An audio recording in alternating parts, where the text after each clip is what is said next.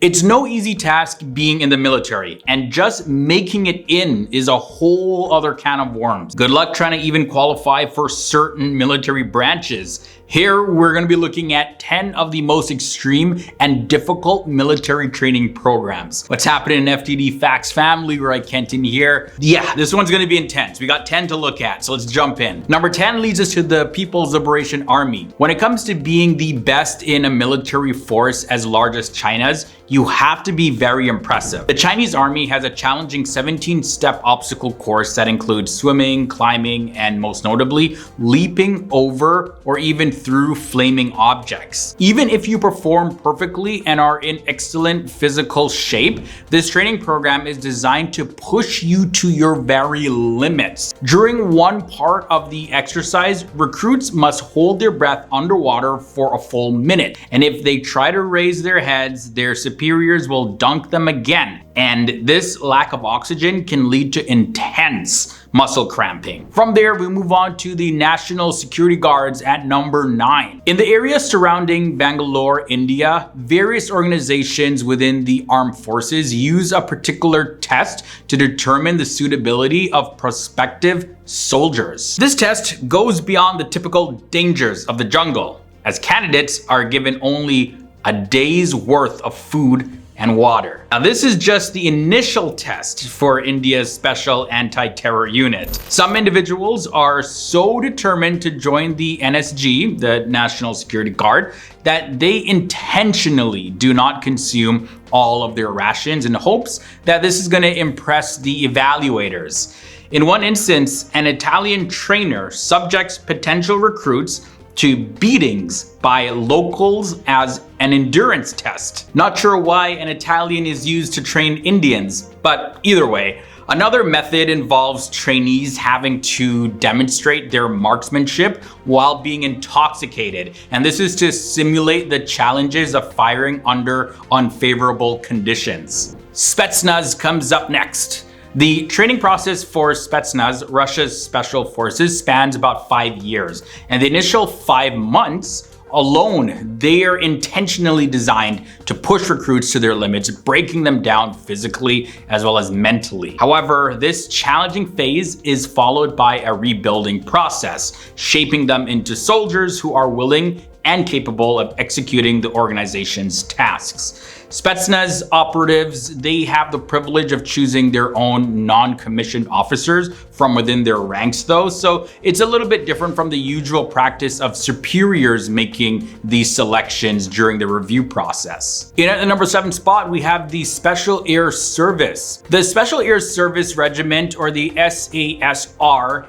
is a renowned special force unit within the Australian Defence Force. The SASR primarily is tasked with conducting special reconnaissance, counter-terror operations, as well as direct action missions. Now, when it comes to their training, it's definitely very rigorous, it's very demanding, and this is all done to ensure that members possess a high level of physical and mental resilience. One component of their training program is known as the resistance to interrogation. Now, this training involves placing a white bag over the trainee's head, removing their clothing, and confining them to a cell.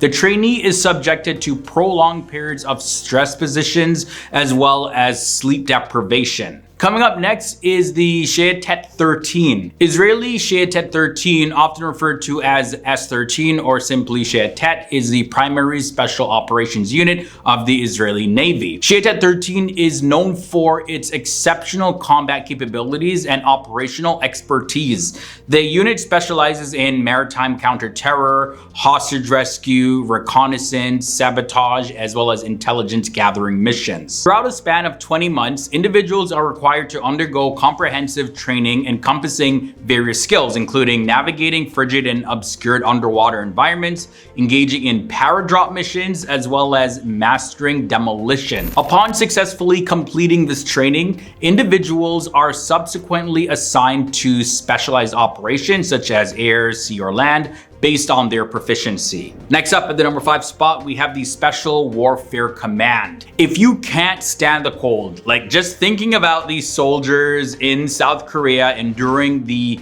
mountain challenge to join this Special Warfare Command is a hard task in and of itself, just thinking about it. But their training, their course lasts about 10 days. And during this time, they have to face temperatures as low as -22 degrees. And on top of that, they have to deal with constant snow while performing exercises outdoors without even wearing shirts. It's not just about running in harsh weather though. They have to do sit-ups. They have to wrestle each other and they have to even throw snow on themselves. Yeah, that's torturous. The only time they seem to get to wear their shirts though is during marksmanship training, but that's done in frozen rivers, so they're still cold while doing it. Moving on to number 4, we have the Special Air Services UK.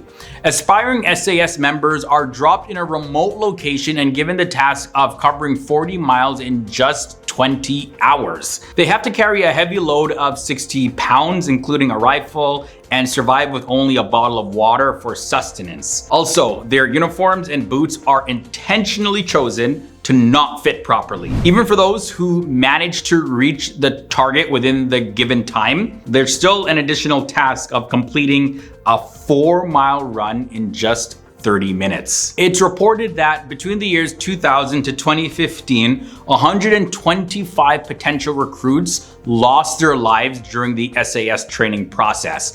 That just goes to show you how intense it is. Coming down to the number 3 spot, we have the Navy SEAL. The United States Navy Sea, Air, and Land teams, commonly known as the Navy SEALs, are an elite special operations force within the US Navy. The training program spans approximately 30 months with a particularly intense week-long phase known as Hell Week, and this occurs within the initial 3 weeks.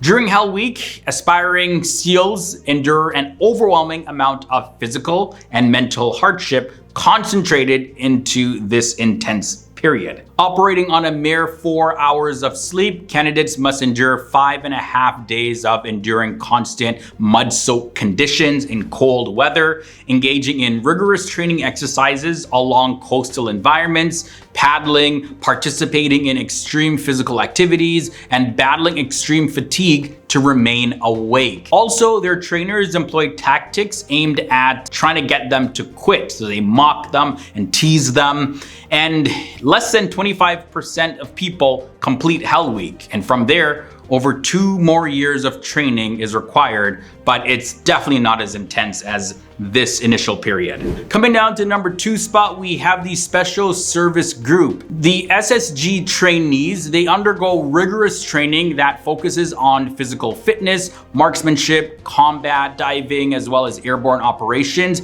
and urban warfare tactics. They are known for their proficiency in both conventional and unconventional warfare scenarios. After completing 2 years of service in the regular Pakistani Armed Forces, personnel become eligible for SSG selection if they achieve a perfect score of 100 on an aptitude test. Now, the subsequent 8 months training include covering a distance of 36 miles within just 12 hours, and soldiers must also accomplish a 5-mile run with a full pack in 40 minutes. Upon reaching the completion of the 8-month training period, the focus then shifts to more dangerous tasks. For instance, SSG members are required to execute 7 para drops, and 2 of these drops are done at nighttime. So it's way more dangerous than doing it in the daytime. Ending this episode off at number 1, we have the GURKHAS. The GURKHAS are a renowned group of soldiers hailing from Nepal, known for their exceptional bravery, loyalty, and military prowess. Originating from the hill regions of Nepal,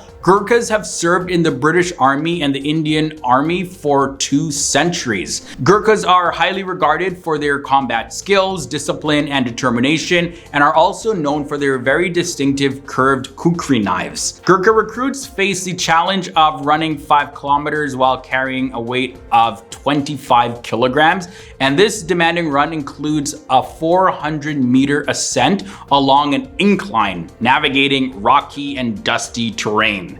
The physical strain involved in covering such a distance within this limited time frame of just 40 minutes is very difficult. But hey, that brings us to the end of this episode looking at the 10 most extreme and difficult military training programs. As always, sound off down below, and if you made it this far, don't forget to leave a big thumbs up. Until next time guys, stay awesome, stay educated, and I'll catch you guys real soon.